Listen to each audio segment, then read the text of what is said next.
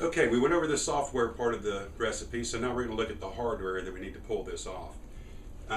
We're going to start with the box shredder. This is what I use to shred up the carrot. I shred up the celery and the onion. You can finely chop them if you want, but I prefer to shred them. It just makes a finer mesh, and when you go to mix everything together, you really get a nice, mixture with the pork this way. And I don't like spending all that time shredding or chopping stuff anyway. So I use the larger side, not the flat, but the larger side holes on the box shredder, and that does just fine. So if you have one of these, you may just want to go this route, especially if your knife skills aren't all that great. We're going to, we have a 1/2 cup measuring cup to just kind of keep us in line with the onion and the carrot and the cabbage, to just keep the proportions close to being the same. We have a small bowl or a small container that we're going to put the egg into and beat the egg, that we can dip our fingers into later on when we're sealing the wrappers. We'll need a fork, just a regular old fork to beat the egg with, or if you want, you can use a baby whisk. This is even kind of large, but you can use a whisk.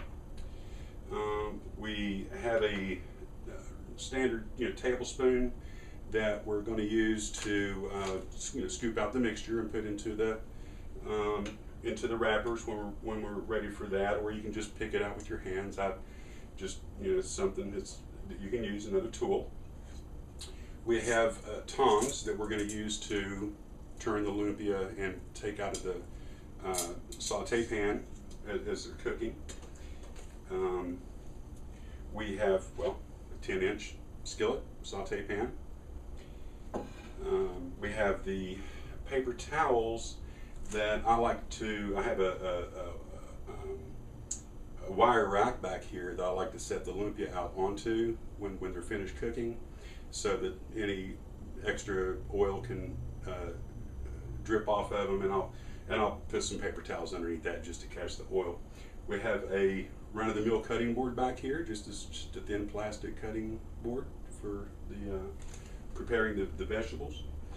And we have a large bowl and some saran wrap, and this is what we're going to put all the vegetables and the pork into when we mix it all up, and so we can cover it, because once that you prepare all of the ingredients and you mix everything together, you're going to want to set this into the refrigerator to marinate for at least an hour.